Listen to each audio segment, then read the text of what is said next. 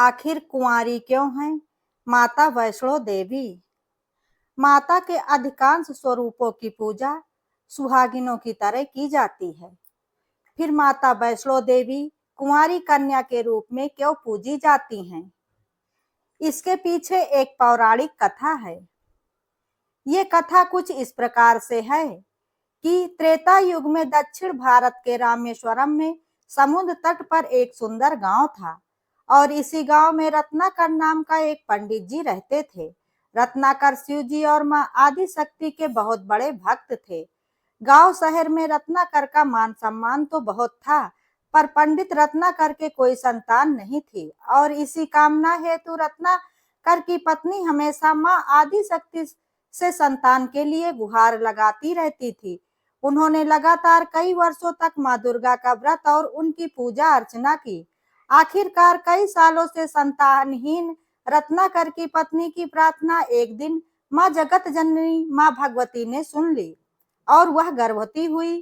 तो एक रत्नाकर को एक रात सपने में बालिका ने आकर कहा, मैं तुम्हारे घर आ रही हूँ, पर मेरी एक शर्त है कि जो कुछ मैं करना चाहूंगी आप मुझे रोकोगे नहीं। पुजारी और सिद्ध पंडित रत्नाकर को यह आभास हो गया कि मां आदि शक्ति के साथ रजो और तम को दिखाने वाले तीन रूप मां सरस्वती, मां महालक्ष्मी और मां दुर्गा ने मिलकर ही इस कन्या का रूप लिया है। नियत समय पर इस दिव्य कन्या का जन्म हुआ। इसके साथ ही पंडित रत्नाकर को यह भी पता चल गया था कि इस ये कन्या मां आदि शक्ति ने धर्म की रक्षा के लिए ही प्रकट की है। इसलिए पंडित रत्नाकर इसी भाव से कन्या का लालन पालन करने लगे। तीनों महाशक्तियों के मिलन के उस स्वरूप को उन्होंने त्रिकुटा नाम दिया था। त्रिकुटा का स्वभाव जन्म से ही अनोखा था। बचपन से ही वह पूजा पाठ और धार्मिक अनुष्ठानों को देखकर वह बहुत प्रसन्न होती थी। अभी 10वां साल शुरू भी नहीं हुआ था कि त्रिकुटा को यह बात पता चल गई थी कि भगवान विष्णु ने भगवान श्री राम जी के रूप में धरती पर अवतार ले लिया है। तभी त्रिकुटा ने यह प्रण कर लिया कि वह भगवान श्री राम जी से ही विवाह करेंगी, अन्यथा आजीवन अविवाहित रहेंगी। त्रिकुटा ने अपने पिता से कहा कि वह रामेश्वरम के तट पर रहकर तपस्या करना चाहती हैं। शर्त के मुताबिक रत्नाकर उसे नहीं रोके और 10-12 की उम्र से ही त्रिकुटा समुद्र तट पर कुटिया बनाकर रहने लगी और वह भगवान श्री राम को अपना पति मानकर कठोर तपस्या करने लगी। इसी तरह घोर तप करते हुए त्रिकुटा को बहुत बरस बीत गए और जब सीता हरण के बाद भगवान श्री राम जी लक्ष्मण जी के साथ अपने दल बल को लेकर सीता की खोज करते हुए रामेश्वरम पहुंचे थे और भगवान श्री राम जी को पुल बांधने तक यहाँ ठहरना था। भगवान श्री राम जी एक दिन ऐसे ही विचरण कर रहे थे, तभी समुद्र तट पर एक तेजस्विनी ध्यान मग्न कन्या को देखकर वह बहुत चकित हुए और उस कन्या के तेज और आभा से वह स्थान अलग ही रोशनी से प्रकाशित हो रहा था। भगवान श्री राम जी ने ऐसे ही कौतूहलवश उस कन्या के तपो स्थल तक पहुंच गए और प्रभु ने उस कन्या से पूछा कि तुम कौन हो देवी और इतनी कम उम्र में इतनी कठोर तपस्या क्यों कर रही हो? तुम्हारी क्या अभिलाषा है जिसके लिए तुम ऐसा घोर तप करने के लिए विवश हो? कन्या ने भगवान श्री राम जी को विनय पूर्वक प्रणाम करके अपना परिचय पंडित रत्नाकर की पुत्री त्रिकुटा के रूप में दिया। फिर भगवान श्री राम जी को उन्होंने अपनी प्रतिज्ञा बताई, क्योंकि त्रिकुटा जान गई थी कि उनके सामने साक्षात भगवान श्री राम जी ही खड़े हैं। इसलिए उन्होंने निवेदन किया कि आप मुझे पत्नी के रूप में स्वीकार कर लें। इस पर भगवान श्री राम जी ने कहा कि यह संभव नहीं है। मैंने एक पत्नी व्रती रहने के संकल्प से बंधा हूँ। मैं अपने पत्नी के अपहरणकर्ता को दंड देने के लिए यहाँ तक अपनी सेना सहित आया हूँ। त्रिकुटा को प्रभु श्री राम जी की यह बात सुनकर बहुत आघात पहुंचा और तब उन्होंने अपने कठोर तप का वास्ता दिया और भगवान श्री राम जी से कहा कि प्रभु, क्या मेरा तप व्यर्थ चला जाएगा? मेरे तप में क्या वो शक्ति नहीं है कि मैं आपको प्राप्त कर सकूं? मेरा तप अभी कम है तो मैं और इससे भी कठोर तपस्या करूंगी और तब तक जारी रखूंगी जब तक मेरी अभिलाषा पूरी नहीं हो जाती है। तब भगवान श्री राम जी ने कहा, जब मैं सीता का पता लगाकर लौटूंगा तब तुम्हारे पास आऊंगा। यदि तुमने मुझे पहचान लिया तो मैं तुम्हारी इस बात पर सही निर्णय करूंगा। त्रिकुटा को इस बात से बड़ी प्रसन्नता हुई कि उनकी तपस्या सफल हो रही है। भगवान ने उन्हें वरण का एक आश्वासन तो दिया है, अब उन्हें अपने स्वामी की परीक्षा में उत्तीर्ण होना है।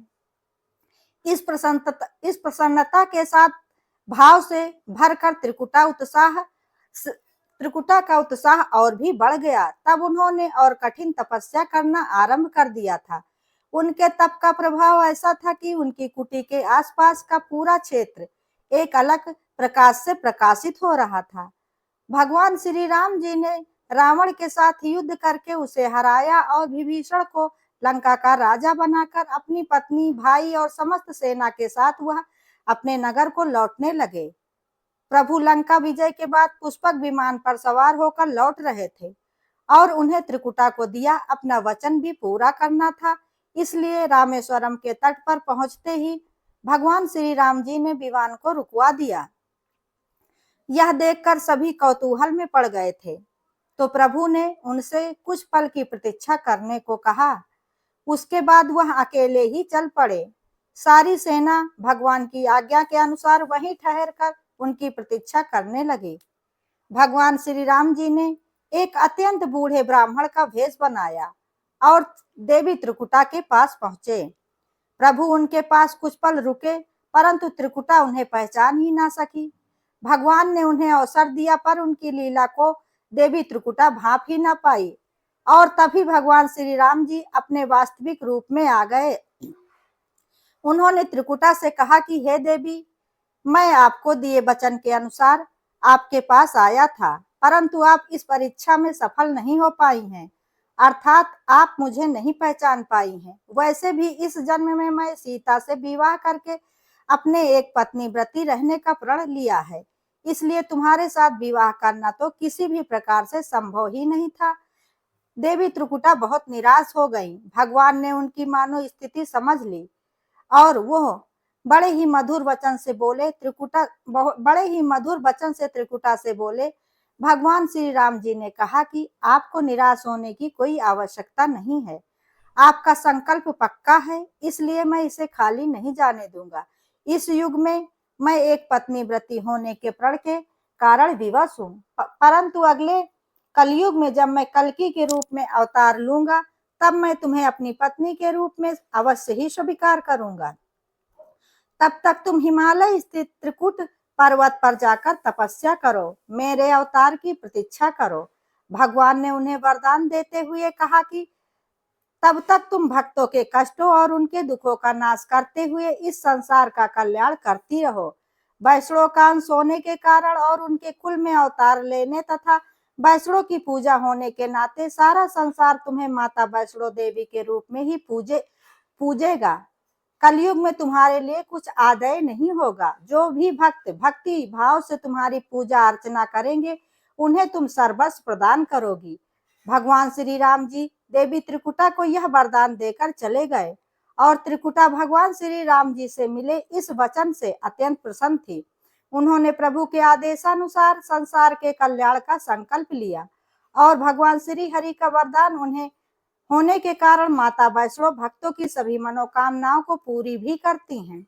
इसलिए माता वैष्णो का स्वरूप कुमारी कन्या का है।